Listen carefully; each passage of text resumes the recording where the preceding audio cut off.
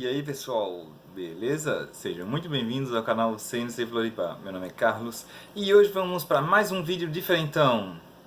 Tá certo, eu acho que eu vou entrar na modinha mesmo. É que é o seguinte, galera, eu semana passada eu mandei uns itens que tava sobrando aqui da minha CNC que eu desmontei. Eu mandei pro Renan do canal Peste Renan, porque ele tava fazendo a CNC dele e como eu tinha desmontado a minha CNC, eu peguei os itens que ele precisava e enviei para ele, né? Como parceria. E ele postou o vídeo agora do unboxing. Deixa eu ver, aqui é 7h15 da noite. Ele geralmente posta às 18, então provavelmente aí tem 1h15 aí que ele postou. E eu dei o play ali, né? Vi mais ou menos o primeiro minuto e pensei, pô, por que eu não faço um vídeo? Aproveito esse vídeo que ele fez e faço um meu também, tipo um react. E então eu pausei o vídeo aqui, voltei e vamos. Agora só que dessa vez vou ver o vídeo todo, né? Só que dessa vez vocês me olhando, né? Como o vídeo aqui tem 34 minutos e meio aproximadamente, na realidade tem quase 35 minutos. Eu não vou gravar o vídeo inteiro, né, do react aqui. Mesmo porque senão vai ficar mais de 1 hora no meu. Então eu vou gravar e na edição vou cortar as partes e vou colocar aquilo que realmente importa, que eu tiver que dar uma pausa para fazer algum comentário, alguma coisa desse tipo, tá? Creio que pelo tamanho todo aqui do vídeo, né, 34 e 53 de vídeo dele, creio que não seja isso tudo que ele vai usar só para abrir uma caixa, né? Então provavelmente ele tá fazendo mais alguma coisa no vídeo, vai falar mais alguma coisa. Então eu só vou pegar as partes realmente mais interessante pra gente, beleza? Vamos lá então? Estão prontos? Então, vem comigo! Nessa magia aqui da edição de vídeo, né? Pode ver que eu fiquei aqui no cantinho, né, escondidinho. Fazer uma facecam aqui. Vamos começar? Estou um pouquinho ansioso porque é o meu primeiro react, né? Vamos ver o que vai sair. Como eu falei, talvez o primeiro minuto ali eu já tinha visto, foi onde eu parei e resolvi gravar esse vídeo, né? Então, vamos lá.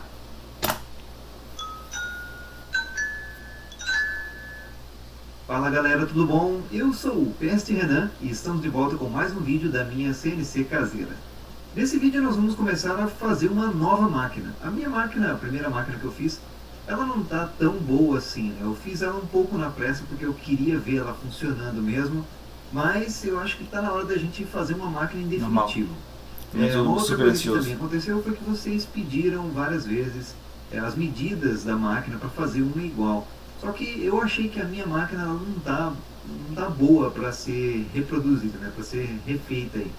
Então eu acho que é legal a gente realmente atualizar o design dela, deixá-la um pouco mais forte e mais robusta. Nós já recebemos algumas peças do Carlos Duarte da CNC Floripa e sigam lá o canal dele também no YouTube e no Instagram para vocês verem os vídeos da máquina nova dele que ele fez, que está funcionando muito legal mesmo. Então, ele falou que eu já havia enviado, né? Poxa, assim, acho que mês passado, mês retrasado, eu já tinha mandado uma caixa para ele com algumas peças que eu tinha aqui. Se eu não me engano, foram 4 barras de 500 milímetros de guia linear, aquela cilíndrica, né? Foram suportes SK16 e SHF16, se eu não me engano, e um conjunto de fresa. Não sei se eu cheguei a mandar mais alguma coisa, não me lembro, mas o básico foi isso. E no conjunto de fresa tinha algumas fresas de 3 milímetros, uma de 4 e algumas de 6 milímetros de haste. Vários são incríveis. Muito bem. Antes da gente começar, eu tenho ainda... E se inscreve no canal, né? Escutou o que ele falou ali, né? Escreve aí. Que planejar algumas coisas dessa nova máquina, mas eu tenho mais ou menos uma ideia do que eu quero fazer. Vai ser o mesmo modelo, com o eixo X só para a esquerda e direita, e a mesa vai no eixo Y, né, para frente e para trás. Só que nós recebemos algumas peças do Carlos para melhorar a nossa estabilidade da máquina. Inclusive ele me mandou mais peças aqui que são tipo as peças finais que eu preciso para começar a fazer o nosso projeto, né? E já faz alguns dias que tá isso aqui sem eu poder abrir, porque eu quero fazer um unboxing junto com vocês, é lógico, né? Então, se vocês estão com vontade de ver o que tem aqui dentro, imagina eu, né? Muito bem, vamos buscar aqui a nossa ferramenta de trabalho, a incrível faca de unboxing. Foi mais ou menos até aí que eu assisti, né? Então, esse pacote ali foi o que eu enviei semana passada. Na realidade é um pacote com duas caixas grudadas, né? Vamos ver o que tem dentro? Eu sei. E eu vou tentar encontrar algum local aqui desse pacote. Eu acho melhor eu não fazer flutuando aqui, né? Que é perigoso. Mas eu vou fazer um cortezinho aqui só pra gente poder abrir o pacote primeiro. E olha só, galera, na verdade são dois pacotes. Tá bom, vamos abrir um deles pra ver primeiro. Muito bem, o nosso cortezinho de abertura aqui. As coisas que o Carlos manda são todas bem embaladas aqui, então é um pouquinho difícil de chegar no, no conteúdo do pacote. Na realidade, a gente como. Me lembrei agora, como a gente não sabe qual é o carteiro, qual é o entregador que vai entregar, e a gente não sabe muitas vezes qual é o cuidado dele, né? Às vezes do entregador, às vezes até do caminho até lá. Então, como eu trabalho diretamente com clientes, né, eu tenho que embalar muito bem porque eu não quero que o produto se estrague no meio do caminho. E se eu envio um pacote desse, bem embalado, né, eu sempre embalo muito bem, como eu falei. Se eu envio um pacote desse para um cliente mais ansioso, de duas uma. Ou ele vai me xingar muito, ou vai servir como um exercício de paciência, viu? Ou os dois, não sei. Muito bem, eu acho que se eu não conseguir fazer uma máquina com isso aqui, eu vou estar mentindo, porque, caraca, olha só. Você lembra que ele tinha me enviado as barras de 16 milímetros para aumentar a estabilidade da minha máquina. Ela vai ficar um pouco mais pesada, lógico, só que também vai ficar mais precisa, né? A gente não vai ter aquele balanço no eixo Z. Olha só o tamanho desses suportes que vão nessa barra. Deixa eu pegar apenas um aqui. Olha só isso aqui. Eu havia, num pacote anterior, como eu falei, eu havia mandado 4 guias lineares de 16 milímetros, né? Se não me engano, de meio metro cada uma. E a dele, a máquina que ele tem, ele não está usando ainda, né, essas guias. A que ele tem são guias de 8 milímetros, se não me engano, de diâmetro. Daí a gente pensa assim, pô, de 8 para 16 aumenta tanto assim, tem tanta diferença de resistência. E eu digo com toda certeza, tem. Tá? Porque a gente pensa assim, mas só dobrou o diâmetro. Mas a gente não está... Isso porque nós estamos só pensando, né, na medida linear. Se a gente for pensar em... Não na medida linear, mas sim na área, já quadruplica. Né? Se for pensar no volume, então... Entendeu? A área, em relação à área, a fórmula é πr ao quadrado, se eu não me engano. Professores de matemática aí, por favor, me corrijam se estiver errado.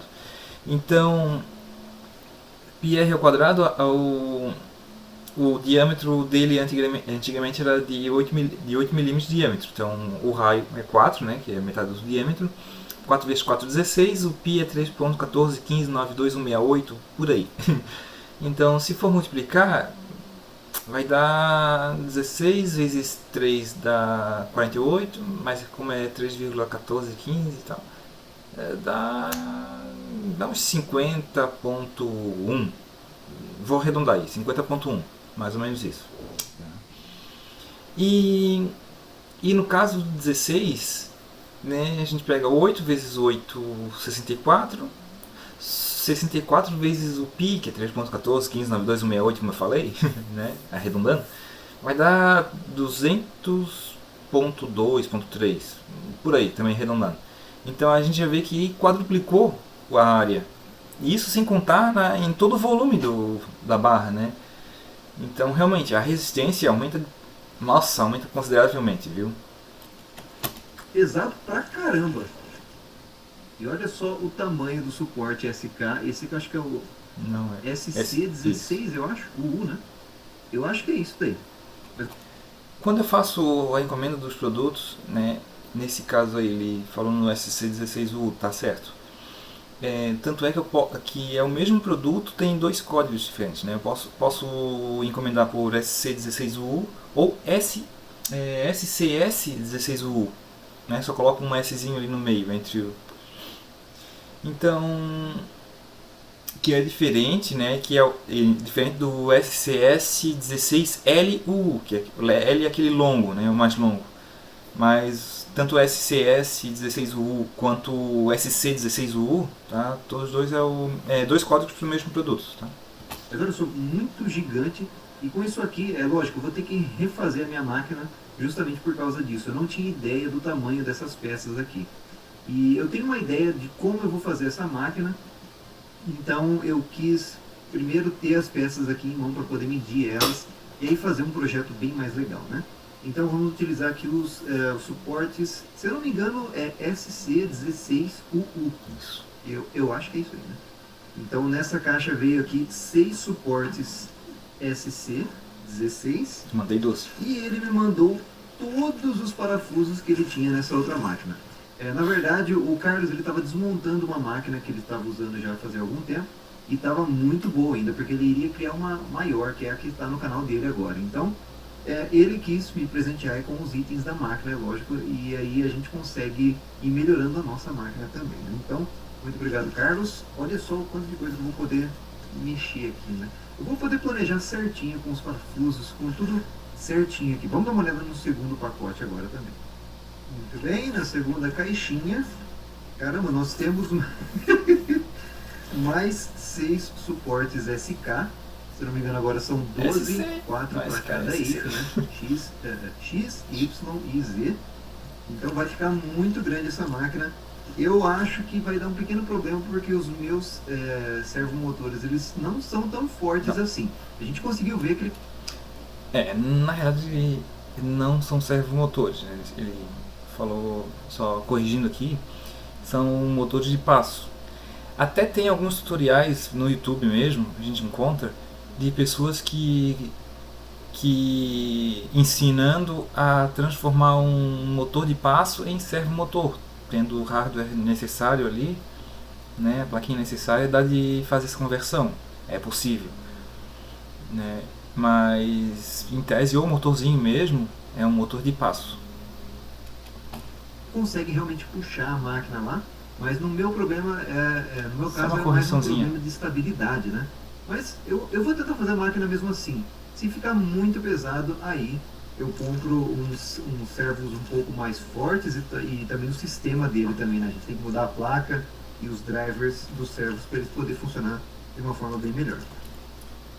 Placa, provavelmente ele está falando do Arduino com CNC Shield, provavelmente. E os drivers não, os drivers mesmo. Eu não sei quais são os drivers que ele está usando. Não sei se são o A4988 ou o DRV8825. São padrões aí para o motor de passo que eu vi num vídeo anterior dele da CNC, que estava usando o NEMA 17. Se for o DRV8825, ele pode inclusive usar alguns modelos de NEMA 23 de baixa corrente. Ele pode ainda usar o mesmo drive, não precisa nem fazer a substituição. Claro que para uma CNC caseira isso é possível. É realmente aconselhável fazer isso? Não.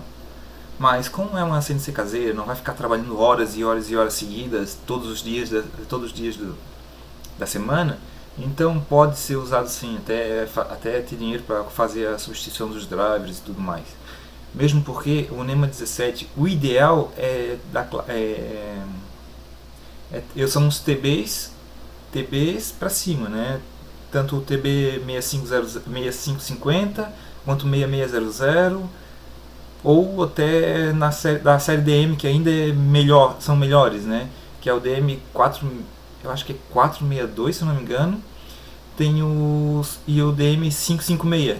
Esses, inclusive, é o que já estavam na minha CNC antiga que eu desmontei e que eu reaproveitei para usar na Creative Max. São muito bons esses drivers, são mais caros, obviamente. São bem mais caros, inclusive, que os DM660. Mas são bem melhores, são mais silenciosos, mais precisos e, e dá a impressão que a máquina até fica com mais torque, dá a impressão. Olha só que maneiro! Eu acho que o Carlos acho que viu a minha sofrência em tentar achar a posição do eixo Z. Ele mandou aqui um probe. Olha só que legal, galera. Isso aqui a gente pode colocar em cima da mesinha da nossa peça ou da mesa novo, de tá? trabalho. E ele tem uma certa altura. Esse aí eu peguei do meu A estoque. gente medir essa altura e plugar essa pecinha aqui direto na fresa. Quando eu peço para poder medir a altura da fresa, né, ela vai bem devagarinho e faz aquele contato com essa pecinha aqui. É lógico, é uma peça muito mais confiável, né, porque tem um tamanho certinho. Eu posso colocar ela apenas em cima da pecinha lá para poder medir a altura certa da fresa, né? Esse aí tem. Quando eu peguei pra ele, eu medi tinha 19. Um pouquinho mais de 19.2, eu não me lembro exatamente quanto, né? 19.22, 23, por aí, sei lá. E eu fiz um polimento na face de contato para dar uma rebaixada para ficar, pelo menos pelo paquímetro, né, exatamente 19.2. Tanto é que a face dele ali é feita em torno, né, é torneada a face dele, então a gente dá de ver as ondulações que o torno deixa. Daí eu peguei, lixei, né, tirei essas ondulações e passei uma pasta de polimento. Pode ver que ficava bem espelhado, inclusive, né, ficou muito bom. Então daí eu rebaixei para exatamente 19.2 milímetros de altura. E dá de ver que é novo porque a outra ponta, né, que seria o contato para Arduino ou Sensei Shield ou qualquer outro board, ele não tem conector nenhum, porque como o fabricante, entre aspas, não sabe em qual máquina a gente vai usar e como a gente vai usar, qual é o tipo de contato, então ele deixa simplesmente só cortado e a gente tem que fazer colocar o contato que a gente precisa, né? Seja só um pino ou fio descascado mesmo, enfim, para a gente fazer a nossa instalação na nossa CNC. Muito maneiro, olha só que legal, novinho aqui, o nosso Touch Probe, né? Olha aí que maneiro, ele mandou aqui um adaptador de fresas, né? De 6 milímetros para 4 milímetros, para a gente poder utilizar aqui fresas de 4 milímetros, porque na Tupia Makita a gente só pode utilizar 6 milímetros, que é o padrão da maquininha, né? Então, para utilizar fresas menores, que vão ter alguns tamanhos diferentes, ou até composição diferente, né? Eu vou precisar de algum adaptador. Ele já mandou esse aí pra gente. E olha só que da hora também, ele mandou um adaptador de 6 milímetros para 3 milímetros. Eu havia comprado um adaptador desses daqui no Mercado Livre e ele não tinha a qualidade que tem esse aqui. Eu tô vendo que o furo tá bem no centro mesmo. O que eu comprei, parece que foi feito às pressas do negócio e o furo tava fora de centro. Então, Nossa. não dá pra você fazer algo preciso com algo que tá descentralizado, né? Aí a gente vê vendedores e vendedores, né? Não estou falando que o vendedor que vendeu para ele aquele adaptador que ele está falando foi desonesto, não estou falando isso, mas ele simplesmente pegou o produto e nem fez a verificação e mandou assim mesmo. Então, quando eu mando meus produtos, né, eu sempre verifico cada um antes de mandar, porque, claro, antes eu já mandei produto que eu não verifiquei e foi com problema. Daí é todo aquele transtorno tanto para mim quanto para o cliente, né? No caso do cliente, ter que entrar em contato, dizer que tem algum problema e tal. E para mim eu tenho que ir lá, fazer a substituição, enviar outro. Então eu passei a realmente verificar todos os produtos que eu envio. Antes de embalar, eu verifico um por um, embalo para mandar. Então, e quando a gente compra algum produto da China, encomenda algum produto da China, quando eu não conheço o vendedor, ou pelo menos aquele modelo específico, eu sempre compro assim com pouquíssimas quantidades. Não para venda, mas para teste, assim, tipo 1, 2, 3 unidades. eu faço o teste aqui, vamos supor que seja fresa, né? Eu faço os cortes e tudo mais. Se eu vejo, a fresa parece estar com uma qualidade boa, aí sim, eu compro em grande quantidade para deixar de estoque e para botar anúncio no Mercado Livre, né? Que é onde é minha loja. Mas, mesmo assim, comprar produtos da China é sempre um tiro no escuro. Ultimamente está vindo muita coisa boa da China, realmente, estão superando aquele negócio de é Xing Ling, e esse termo pejorativo está ficando para trás, porque agora a China está mandando muito bem nos produtos. Mas sempre vem alguns com problema, com defeito, né? Como eles fazem muita coisa e muito rápido, então alguns sempre vem alguns com defeito, mas está cada vez mais raro isso, e é muito legal. Mas esse aqui tá muito certinho e agora finalmente eu vou poder usar as fresas de 3mm que eu já tinha e com as que ele presenteou também, né? E para terminar aqui, o nosso pacotão de presente para eu fazer a nova máquina, né? Olha só que maneiro, ele mandou castanhas anti-folga. Essa daqui, eu só tenho esse modelo aqui somente no eixo Z, porque na minha máquina era o mais importante lá, né? Para nossa tupia não ficar tremendo para cima ou para baixo. Só que aí na construção da minha máquina não está muito bom, né? E ele mandou aqui mais 3 aqui, para a gente poder colocar nos outros eixos também. A castanha antifolga ela serve para que o balanço da máquina indo para frente e para trás não afete a nossa precisão da máquina, né? Então ele consegue basicamente segurar ali a tupia no local exato onde a gente quer, né? Sem ter aquela folguinha a mais, né?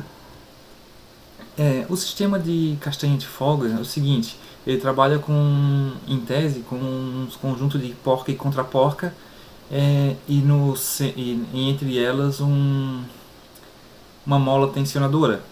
Então o que acontece? A mola fica empurrando os dois as duas porcas, né, em sentido contrário, e o fuso ali no meio. Então, sem esse sistema, uma porca só, o que acontece?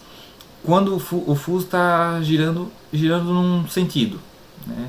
Então ela está com uma das faces da porca está sendo empurrada. Quando o motor para o fuso e gira para o outro lado,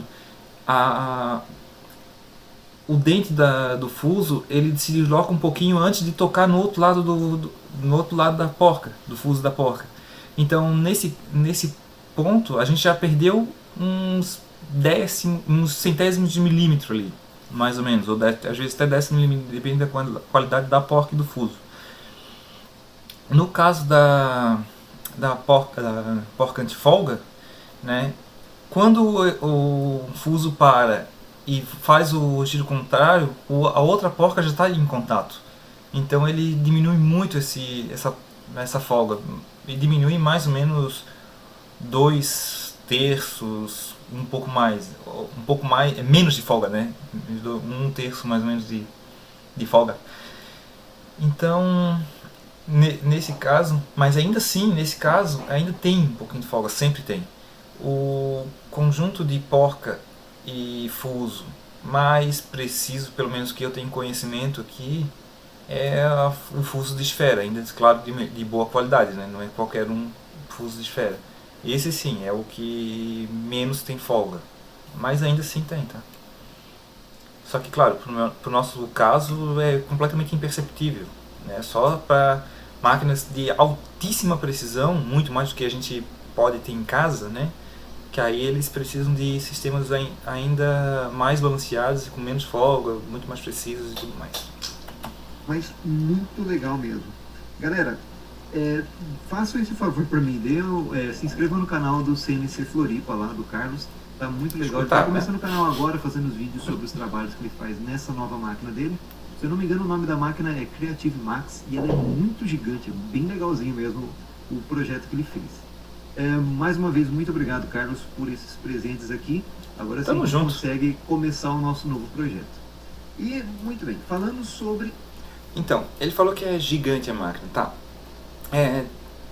Por uma máquina caseira para ter dentro de casa, realmente é uma máquina bem grande para ter dentro de casa.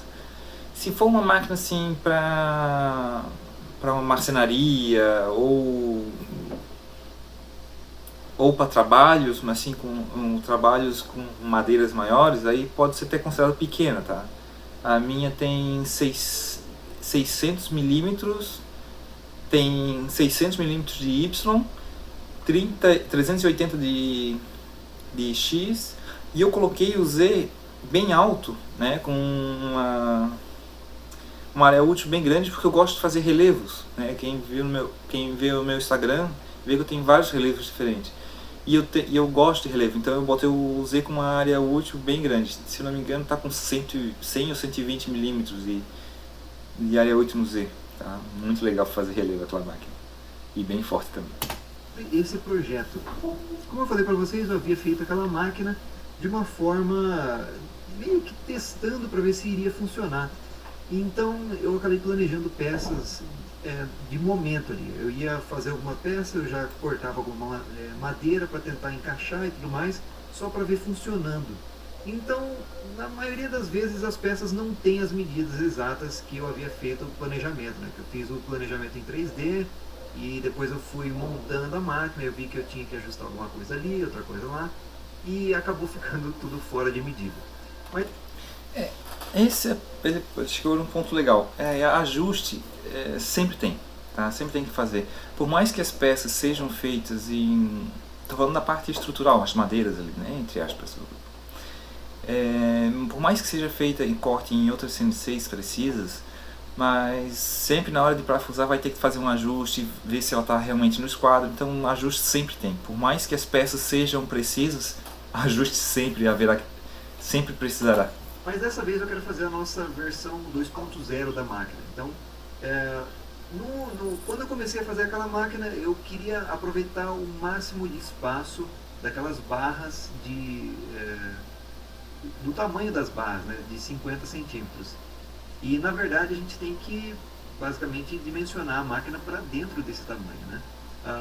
A fresa, ou a tupi, ela pode correr os 50 centímetros lá, mas é lógico, com todas as medidas da mesinha dela e tudo mais, você vai acabar trabalhando numa área bem menor do que 50 centímetros. A área útil é bem diferente da área total de trabalho, né? De deslocamento, é bem diferente. Porque depende da distância entre os piloblocos, ou no caso aqui, os guias lineares, não, rolamentos lineares, então isso tudo depende. Se estiverem mais afastados, dá muito mais estabilidade, mas em compensação tu perde muito área útil. Se tu bota muito junto, tu aumenta bem a área útil, mas ele fica menos equilibrado, então pode dar problema. Tem que se trabalhar e pensar muito bem na hora de fazer o projeto da máquina.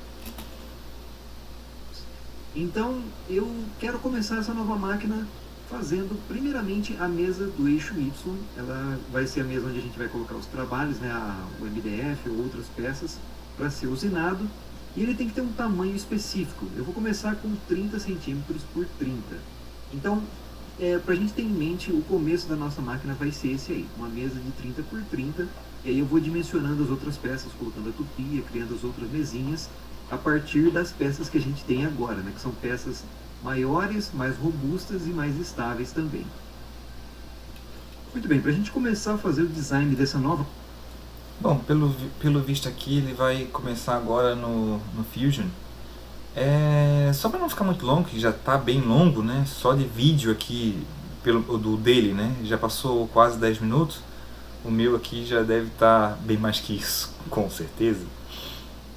Então vamos fazer o seguinte, eu vou parar a gravação, vou continuar assistindo aqui, e se precisar fazer alguma ressalva, alguma coisa, eu volto a gravar e faço essa complementação, ou correção, complementação, não sei o que vai ter ainda, tá? Beleza?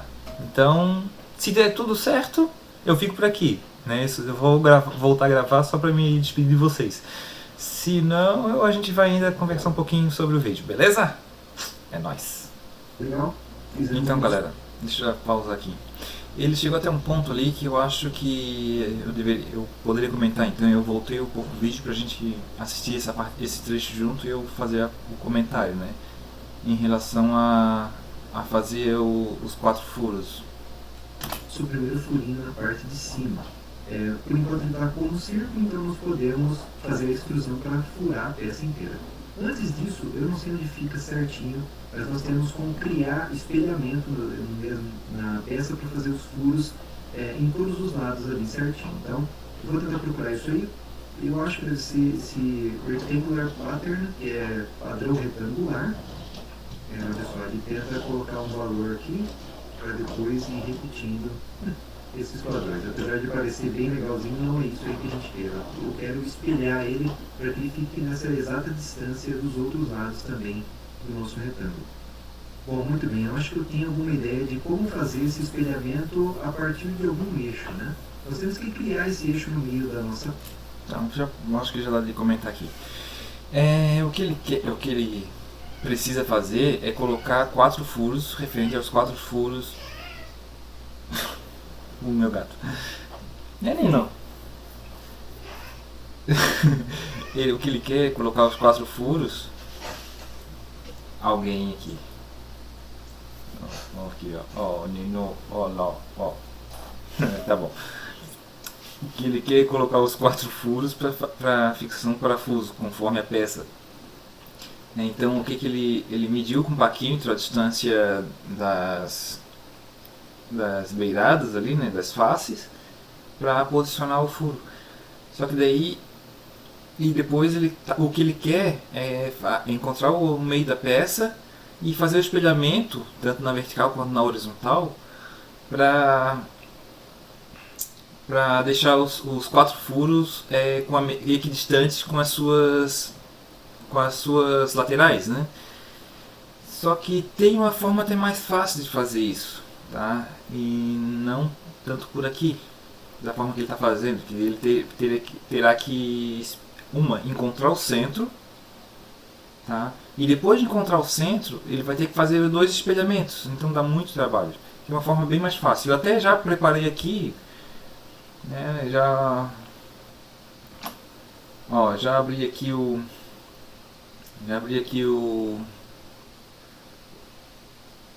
Mozilla? Não, esse aqui é o Chrome. Já nem sei mais o nome do navegador. Já abri o navegador aqui para a gente poder fazer esse projeto juntos, né? Então, o que ele tem ali é a distância W aqui, é o tamanho W, que é a largura, e o L, que é o comprimento, tá? O SCS-16U, a forma mais correta de fazer é realmente procurando o próprio datasheet, tá? O SCS-16U, ele tem 50 mm e 44, né? 50 de largura e 44 de comprimento. Ou o contrário, não sei se você está considerando assim ou assim. Então vamos considerar o W como largura, tá? A largura W. Então a distância entre furos no mesmo eixo do W é o B. Cadê o B? Está aqui. É 36 mm. Então 50 menos 36 dá 14, dividido por 2 dá 7. Então a distância correta entre o centro do furo até a sua lateral é 7 mm, tá? E já aproveitando, vamos fazer o outro aqui, 44 menos... Cadê? Opa, me perdi. Aqui. 44 menos 34, que é o C, né? Que é a distância entre furos do mesmo eixo do L. Então, 44 menos 34 dá 10, dividido por 2 dá 5. Então, 5 e 7 milímetros. Vamos fazer isso, inclusive, no Fusion mesmo, tá? Vamos aqui criar um novo sketch, um novo desenho. Vamos pegar um retângulo. Eu vou 44 e 50. Ele botou dessa forma, né? Apertando o C, a gente vai para círculo. Vamos posicionar em qualquer lugar aqui, né? Esse aqui é o menos. Como nós estamos trabalhando aqui com um parafuso M5, então ele tem 5 mm de diâmetro, né, o furo do parafuso. Vamos pressionar o D para a gente escolher as distâncias. Ó, aqui por coincidência, não tanto, ele já tem 5 mm, né, de distância. E aqui ele tem que ter 7, daqui até essa face. Aqui tem 6, então vou botar 7 milímetros. Pronto. Aqui eu já posicionei corretamente este. E agora vamos selecionar o nosso furo que a gente quer. Vamos em Create e sim lá em Rectangular Pattern. Se lembra que a gente viu lá no... Deixa eu voltar aqui. Nós vimos lá que o nosso B, que é a distância entre os furos que a gente quer agora, é 36 e o C é 34, 36 e 34, nós vamos fazer isso agora. Nós já conhecemos essa distância. Ó, aqui em quantidade eu quero dois furos, né? E aqui menos 36, porque eu estou jogando para o outro lado. Se eu botar 36 ele vai ser deslocado para a direita, menos 36 é para a esquerda. Tá? E aqui em quantidade eu quero para duas direções. Opa, quero duas direções, então nessa quantidade, nessa aqui eu quero 2 e a distância é 34, mas só que como é para baixo é menos 34. Pode ver, agora dá um enter aqui para aceitar. Pode ver que agora os nossos 4 furos já estão devidamente posicionados. Se a gente vir aqui e verificar a distância, pode ver, ó, tem 5 milímetros e aqui, opa, ó, 7 milímetros, beleza? Pode ver que ele nem deixa, porque ele está atrelado a esse furo, então ele nem deixa fazer mudar aqui as opções dos demais furos aqui, beleza? Então galera, terminei de ver o vídeo aqui, não teve mais nada realmente interessante que eu pudesse falar. Então, antes de eu me despedir, eu vou deixar o link tanto desse vídeo aqui na descrição, quanto o link do canal dele, tá? O canal dele não é de CNC, o canal dele é voltado para jogos, né? Mais voltado para jogos, mas tem algumas coisas de CNC. Mas entre lá, tá? Quem não conhece, se inscreva lá no canal dele também, que é muito legal, viu? Eu vou ficando por aqui, ou melhor, eu e ele vamos ficando por aqui. Esse preguiçoso aqui, né? Nós vamos ficando por aqui. Um grande abraço, fiquem com Deus e até mais. Olha que preguiçoso. Tá com vergonha? Tá com vergonha.